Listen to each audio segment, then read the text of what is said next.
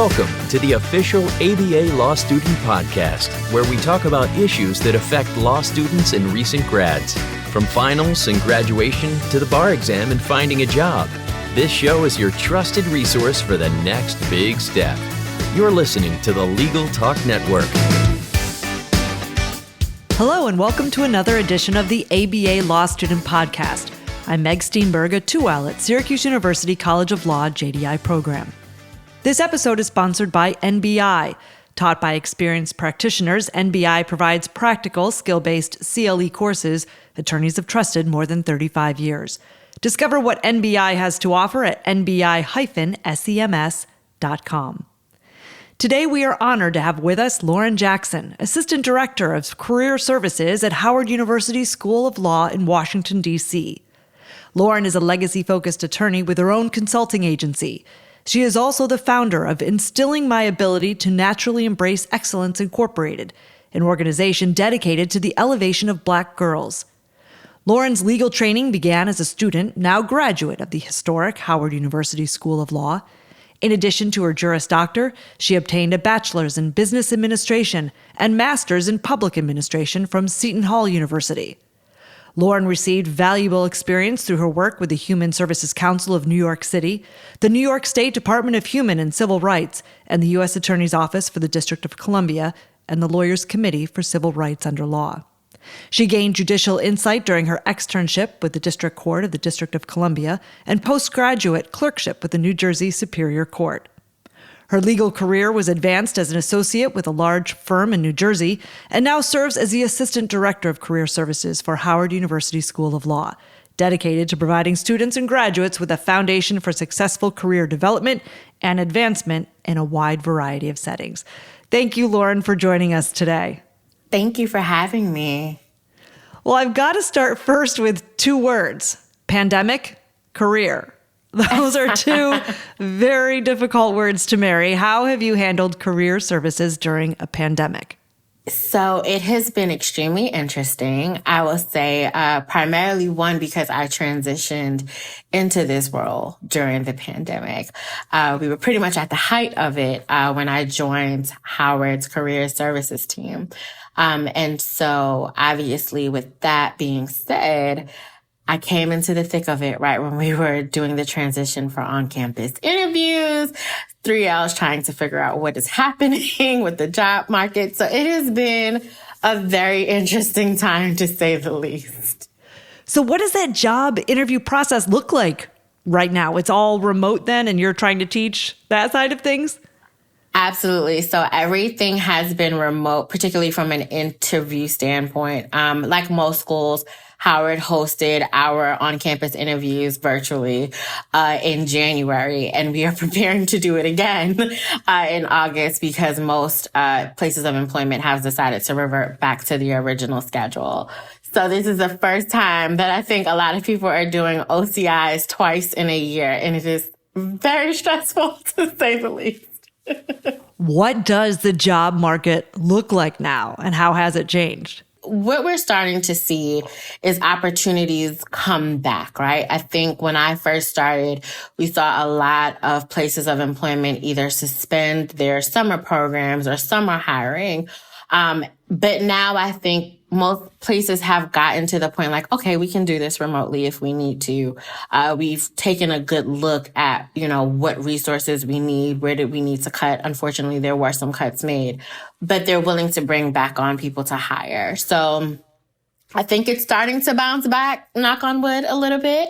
But, Howard is also very much in a unique position. While some places of institutions may experience less employers coming to recruit their students, we've kind of seen the opposite. I think we've got put on the map for a myriad of reasons. One being our new administration, being a graduate of Howard. So, it hasn't really changed too much for us in terms of opportunities for our students. I think, in fact, we've seen new opportunities come our way for our students.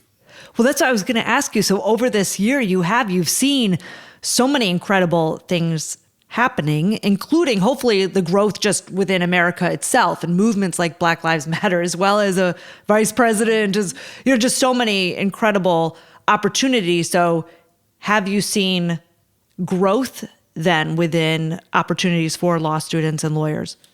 Yeah, absolutely.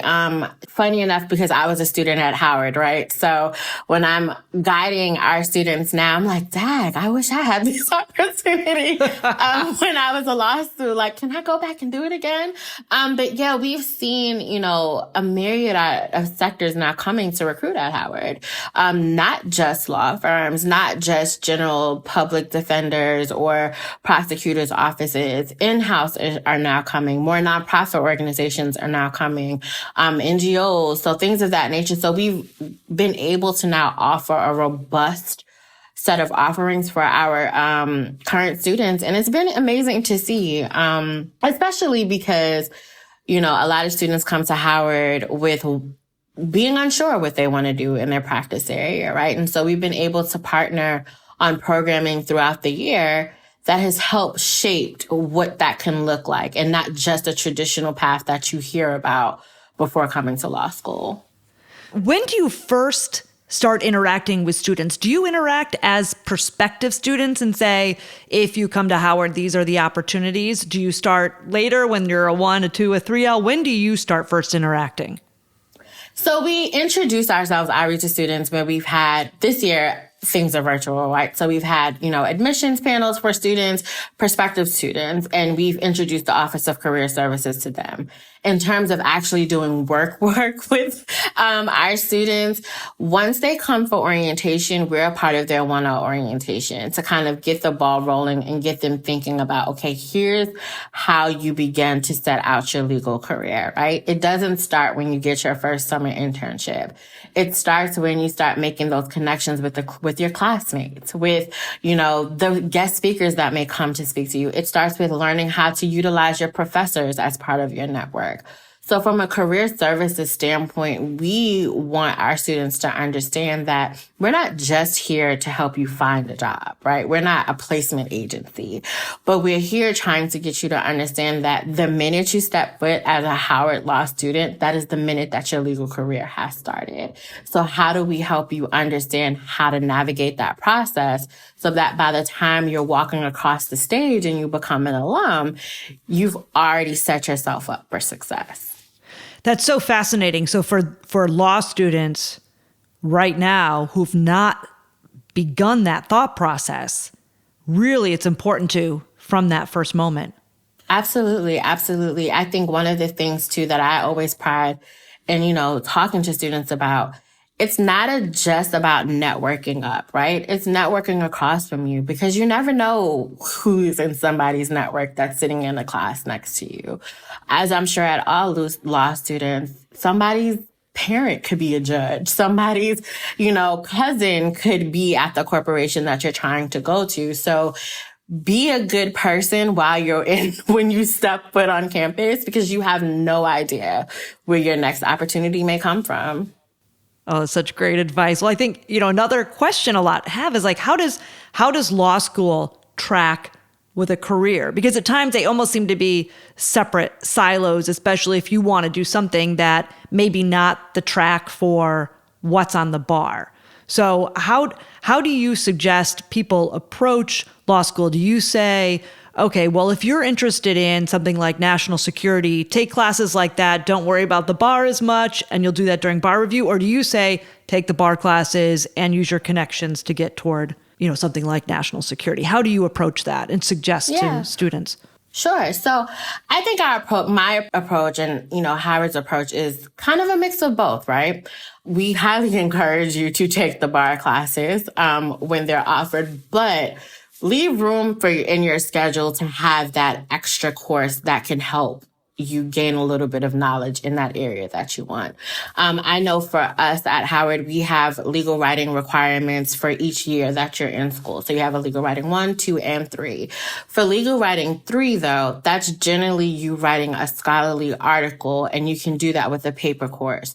So most people tend to do that in an area of interest. So you use national security as an example. We have a national security course that you can take, one, to gain knowledge, and two, to fulfill your legal writing 3 requirement, right? So it's twofold. So we try to encourage our students to have a balance, but also understand that learning comes outside of the classroom, right? And so now most schools have an experiential learning requirement as part of ABA rules. So let's say you may not take a class in national security, but you have an interest. Try getting an externship there. So maybe the things that you don't learn in the classroom, you can do during a fall or spring semester. The benefit of Howard was we're in DC. So if we're in person, you can probably be the cream of the crop because nobody else is trying to get that internship pre-virtual life. And you get that hands-on experience, right? But we do highly encourage that you prepare for the bar as much as possible as well. How do you know what your law career should be? That is a great question. And a question that, when I look at my own experience, that I'm not sure there'll ever be an answer for. I think you begin to develop ideas of what's interest to you, right? I think one thing I appreciate about the program we set out for our students is we try to introduce them to areas of the law that are not so popular. So we may do IP panels. We may do earth justice panels, right? Trying to expose the students to different areas that they may not have considered. But the understanding that your career can change at any minute. That was something I had to personally learn, right? So I graduated from Howard in 2017. I clerked. I was like, okay, great. I'm clerking. I'm going to a firm. This is what I want to do. And then while I enjoyed my experience, something clicked and said, actually, I want to go back into academia. And I had to, and it was a little weird at first because that wasn't a path that I had ever considered while in law school. Like, I was very straight and narrow. This is the path that I was going to take. But then I ended up in this position and I absolutely love it. And so now I tell my students, like, be open to the experience because you may become exposed to an area that you were not privy to before.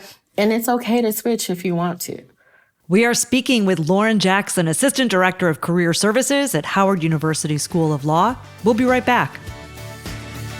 If you want to stay up to date on today's hottest issues, strengthen your knowledge with practical how-to courses, and learn the latest legal strategies and troubleshooting tips, then NBI CLE has what you need. NBI courses range from basic to advanced and cover all legal disciplines. Learn online and on your schedule with our on-demand courses. Visit nbi-sems.com and save 50% on your next CLE course with promo code NBIStudent. And now we are back with Lauren Jackson, Assistant Director of Career Services at Howard University School of Law. So one thing that you mentioned, or that I thought of, is like the amount of flexibility you've had. And I think one path that leads me is like, how much patience should you have in a career search? And do you wait for the right job, or do you say, I'm just going to take the first one and be grateful right now? That is a wonderful question. I think you have to exude a level of patience, and it's hard. It is very hard because law students are typically type A. We want what we want. We know what we're capable of, and we want it now, right? But there is a level of patience that you have to have, right? And so, unfortunately, every student may not get their job from an on-campus interview. It may not get your job from a career fair. It may require a bit of legwork, a bit of networking, a bit of cold emailing. But you just have to trust that whatever journey you are on and whatever opportunity you're seeking, the right one will always find you. My students like to think that, like to say that I like to preach a little bit, and I don't really mean to, but it's true, right? And I think for me, hindsight is 2020 because I've sat in that seat before. I've waited to get those opportunities. I've gotten that opportunity that I was like, oh, should I take it just to be on the safe side? But knowing I wanted something else that was more aligned with what I desired, and took the risk and waited, and it came, right? And so you just have to trust and believe, yes, there will be a level of patience that you need to exude. Yes, it will be nerve-wracking. It may not always feel good when you go on LinkedIn and someone else says, I'm happy to announce X, Y, and Z.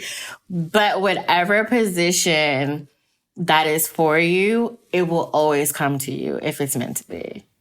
I never even thought of that until you just brought that up. But that influence of social media and that extra pressure that's there now. How do you advise your students to deal with that? I tell people all the time, you have to run your own race, right? Everybody, when you come here, yes, be good people, meet people, have fun, be great. But at the end of the day, know that this race is your own. And it is very hard when you are in your waiting period and you do see that everybody's making these announcements on social media about these wonderful opportunities that they're getting. And they are wonderful, right? But that also takes a level of just being clear about your why. Why did you come to law school? What are you waiting to? What are you trying to accomplish, right? And when you're clear in that, you can congratulate everybody when you see those things, knowing that your time is still coming.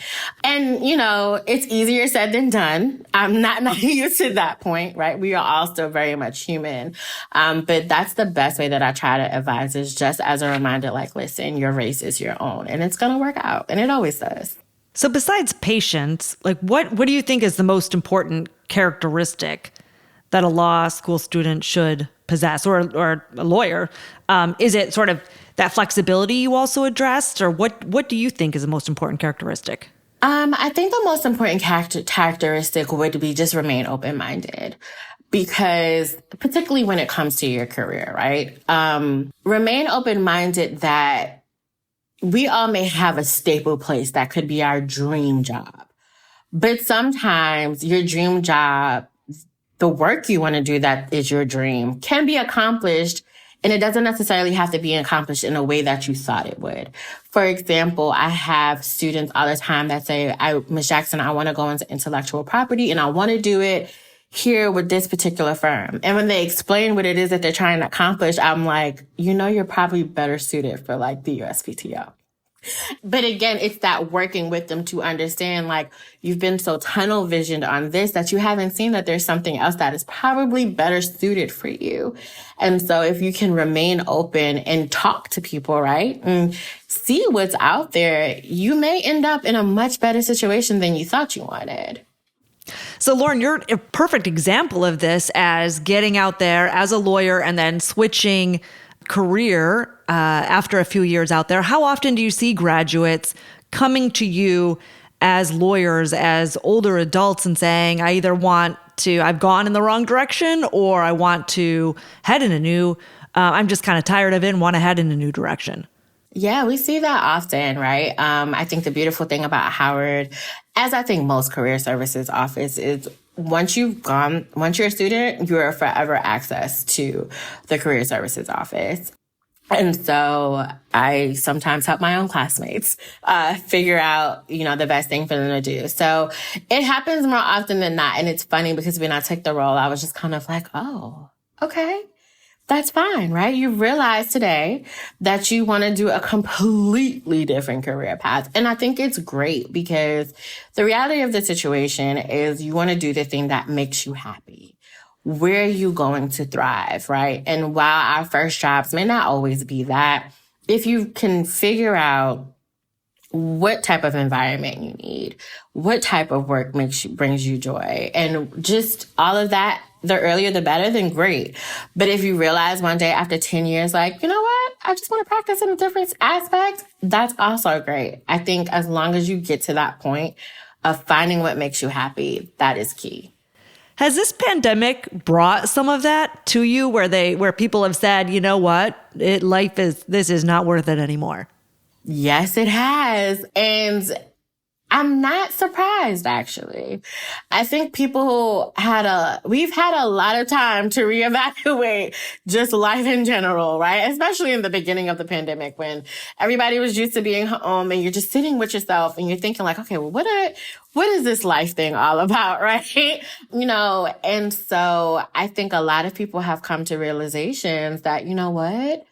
Maybe I want to do a pivot, or maybe I want to start my own firm. That's one thing that I've seen a lot of, where people are like, you know what? I found that in this particular area, I want to be an expert in it. So I'm going to go out on my own and start my own thing. And, you know, I've helped people figure out what that looks like, connected them to Howard Law alum who are doing their own thing. Or, you know, how can I pivot from a private sector space to a public sector or vice versa? So it's happened a lot since we've been here. I mean, there's so many changes as a result of this remote learning and remote lawyering and all of that. Right. But how has this remote environment factored into advice that you've given in terms of whether it's to take a job or an internship or externship, or are there special lawyering skills that suit themselves better to this environment? Yeah, I think in terms of advice, the one thing that we've been able to kind of help our students with is realize, because we're probably virtual, don't shy away from an opportunity that might not be in your primary geographic location. And a lot of students were like, very like, I don't know about that, Ms. Jackson. But when they've done it, right, they realize like, oh, this was actually one of the best experiences that I've had. Now, will you go to Nebraska after you graduate? I don't know. But you've had the opportunity to work for an organization that may be in a region that you may never have considered because we're virtual, and you've now expanded your network, right? Because you've done great work. You now have a potential letter of reference that you're like, oh, I can be open to not just staying in New York or just staying in DC, right? And so when it comes to advising students to take those type of opportunities, a lot of people have been pretty open to them, to stepping outside of the box. Yeah. And that means that like you've got to really stay open to that mindset too, in terms of, oh, a job at the UN now may actually be okay for someone living in DC or whatever it may be. So how have are the legal jobs sort of trending in a different direction as a result of that? That's a great question. I think that's still yet to be seen. I think knowing the population of our students, we're a school that has normally always sent a good percentage of our students to law firms, right? Because a lot of lawyer firms come and recruit at Howard. But we've started to see the change, though, in our students in the direction that they want to go and where they want to go. And so I think after this year, when we go back to do the reports to see what 2020 and 2021 has done, we'll probably have a better idea of the trends in our career placement. So for those thinking about law school, are you optimistic enough to say, yeah, come on, there will be jobs. They may look different and we can't predict it, but come on? I would say yes. I still think that the law itself, the field itself, is one of those fields that can open doors for you in varying areas. It may not look like what you thought it was going to look like, right? But I think there's still so much value in getting a JD. And there's still so much value in the job market. And also, legal entrepreneurship is a big thing now. It is one of the, I knew there were people that wanted to start their own prior when I was a law student, but I have seen that consulting and legal, just solo practitioner firms, it has grown so much that schools are adding in entrepreneurship classes because that's becoming a thing. And, in your bio, I read the legacy-focused attorney. What does that mean? Yeah, so I like to think of myself as a legacy strategist for my clients when I do my own consulting. And for me, I think about legacy in the sense of, what do you want your business to say about you, even when you've gone on, right? And so a lot of my clients in my consulting, I kind of help them do business formation as entrepreneurs, like some very small startups who are trying to find their footing and may not necessarily always have access to legal resources. But I work with my clients, not just thinking about the business themselves. How does this business play into the legacy that you want to leave on the world? And so that's when I say legacy focus, that's what I kind of mean. You've got it coming from all so many different directions, and they all do marry into one another. It's really fun to hear about. What's your final, if you could do law school all over again, and for those who are there right now, what's your final piece of advice? My final piece of advice would be that it's going to be okay. As simple as it sounds, as cliche as it sounds, it's going to be fine. I think hindsight is very much 2020. And I was stressing about like being 1 point off, thinking that it was going to disqualify me from a clerkship. It did not, right? And so that whatever you set out to do, to whatever you want it to be when you came to law school, you can be those things and more. So just know that it's going to be okay. Do good work, right? Make good connections. And at the end of the day, trust yourself that it's going to be fine. Thank you so much for your advice. And thank you so much for joining us today, Lauren. It's been such a pleasure to speak with you. Thank you for having me. And I truly appreciated this opportunity. Lauren Jackson, Assistant Director of Career Services at Howard University School of Law. And thank you for listening. I hope you enjoyed this episode of the Law Student Podcast. I'd like to invite you to subscribe to the ABA Law Student Podcast on Apple Podcasts. You can also reach us on Facebook at ABA for Law Students and on Twitter at ABALSD. That's it for now. I'm Meg Steenburgh. Thank you for listening. If you'd like more information about what you've heard today, please visit LegalTalkNetwork.com. Subscribe via iTunes and RSS. Find us on Twitter and Facebook, or download our free Legal Talk Network app in Google Play and iTunes. Remember, U.S. law students at ABA-accredited schools can join the ABA for free. Join now at americanbar.org/law student. The views expressed by the participants of this program are their own and do not represent the views of, nor are they endorsed by, Legal Talk Network, its officers, directors, employees, agents, representatives, shareholders, and subsidiaries. None of the content should be considered legal advice. As always, consult a lawyer.